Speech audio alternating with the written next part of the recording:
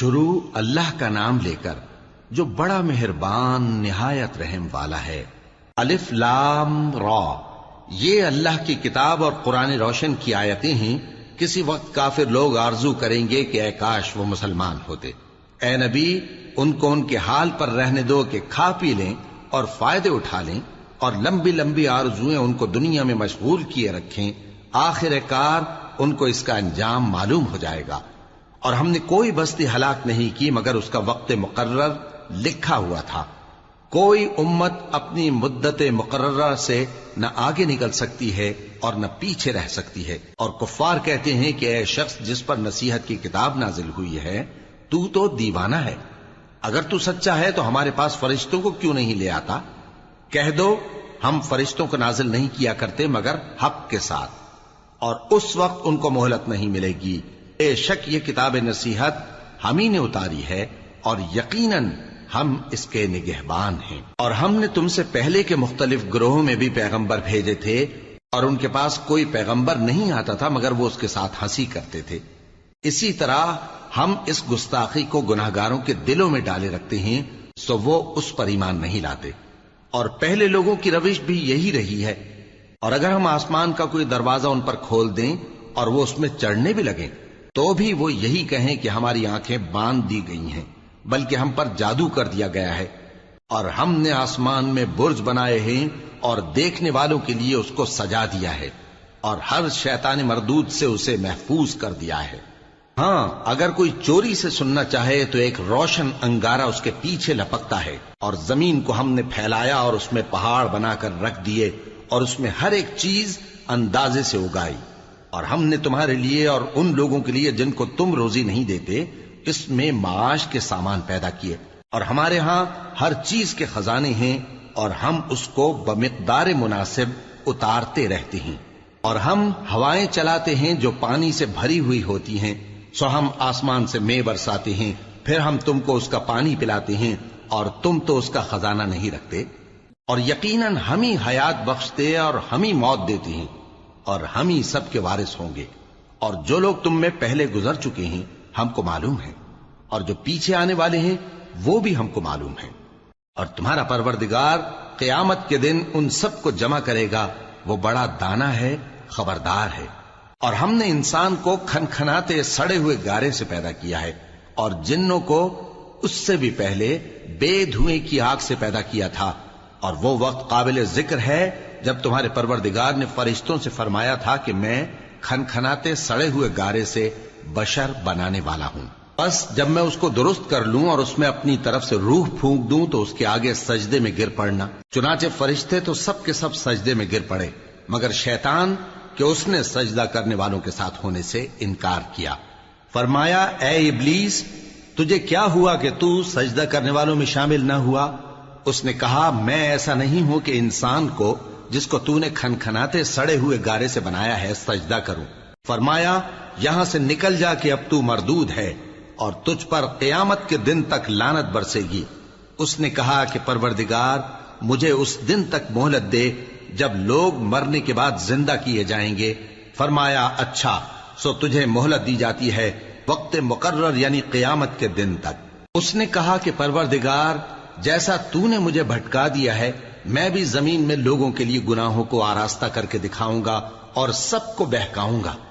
ہاں، ان میں جو تیرے خاص بندے ہیں ان پر میرا قابو چلنا مشکل ہے۔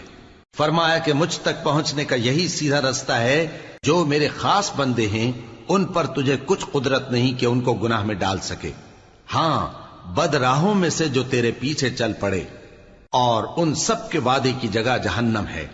اس کے 7 دروازے ہیں، ہر ایک دروازے کے لیے ان میں سے الگ الگ حصہ ہے۔ جو متقی ہیں وہ باغوں اور چشموں میں ہوں گے۔ ان سے کہا جائے گا کہ ان میں سلامتی اور امن و اطمینان سے داخل ہو جاؤ، اور ان کے دلوں میں جو کدورت ہوگی ہم اسے نکال دیں گے، گویا بھائی بھائی مسندوں پر ایک دوسرے کے سامنے بیٹھے ہوں۔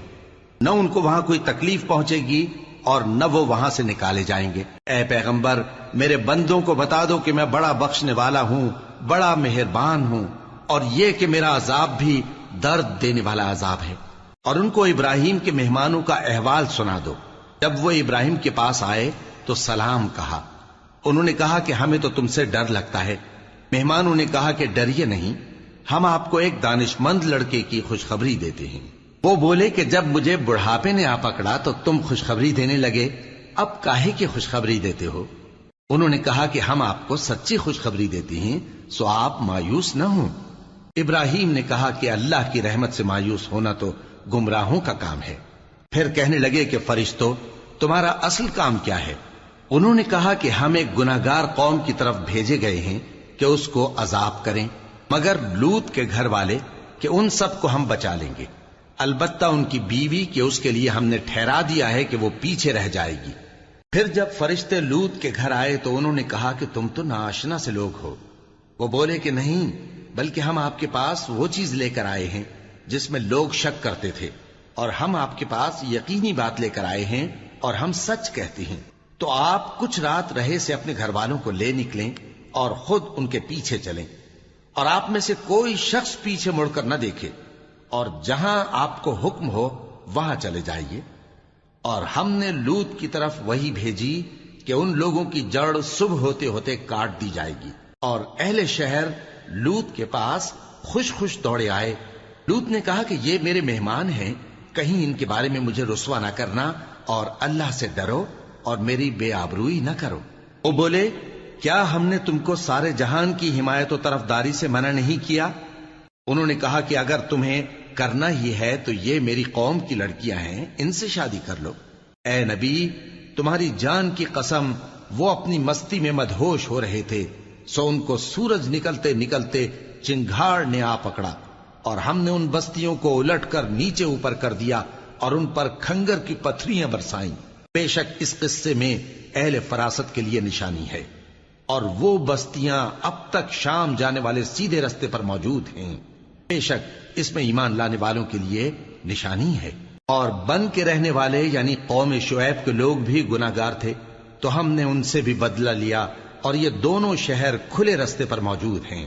اور وادی ہجر کے رہنے والوں نے بھی پیغمبروں کی تکذیب کی، ہم نے ان کو اپنی نشانیاں دی اور وہ ان سے منہ پھیرتے رہے، اور وہ پہاڑوں کو تراش تراش کر گھر بناتے تھے کہ امن و اطمینان سے رہیں گے۔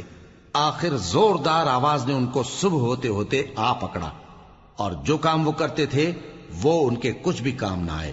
اور ہم نے آسمانوں اور زمین کو اور جو مخلوقات ان میں ہے سب کو تدبیر کے ساتھ پیدا کیا ہے، اور قیامت تو ضرور آ کر رہے گی، تو تم ان لوگوں سے اچھی طرح سے درگزر کرو۔ کچھ شک نہیں کہ تمہارا پروردگار ہی سب کچھ پیدا کرنے والا ہے، جاننے والا ہے۔ اور ہم نے تم کو 7 آیتیں جو نماز میں دہرا کر پڑھی جاتی ہیں، یعنی سورہ الحمد اور عظمت والا کلام عطا فرمایا ہے۔ ہم نے کفار کی کئی جماعتوں کو جن کو فوائد دنیاوی سے نوازا ہے، تم ان کی طرف رغبت سے آنکھ اٹھا کر نہ دیکھنا، اور نہ ان کے حال پر رنج و غم کرنا، اور مومنوں کے ساتھ تواضع سے پیش آنا، اور کہہ دو کہ میں تو اعلانیہ ڈر سنانے والا ہوں، اور ہم ان کفار پر اسی طرح عذاب نازل کریں گے جس طرح ان لوگوں پر نازل کیا جنہوں نے تقسیم کر دیا، یعنی قرآن کو کچھ ماننے اور کچھ نہ ماننے سے ٹکڑے ٹکڑے کر ڈالا۔ سو تمہارے پروردگار کی قسم، ہم ان سے ضرور پرسش کریں گے ان کاموں کی جو وہ کرتے رہے۔ پس جو حکم تم کو اللہ کی طرف سے ملا ہے وہ لوگوں کو بے دھڑک سنا دو، اور مشرکوں کا ذرا خیال نہ کرو۔ ہم تمہیں ان لوگوں کے شر سے بچانے کے لیے کافی ہیں جو تم سے ہنسی کرتے ہیں، جو اللہ کے ساتھ کوئی اور معبود قرار دیتے ہیں، سو ان قریب ان کو ان باتوں کا انجام معلوم ہو جائے گا۔ اور ہم جانتے ہیں کہ ان کی باتوں سے تمہارا دل تنگ ہوتا ہے، تو تم اپنے پروردگار کی تسبیح کہتے اور اس کی خوبیاں بیان کرتے رہو، اور سجدہ کرنے والوں میں سے ہو جاؤ، اور اپنے پروردگار کی عبادت کیے جاؤ یہاں تک کہ تمہاری موت کا وقت آ جائے۔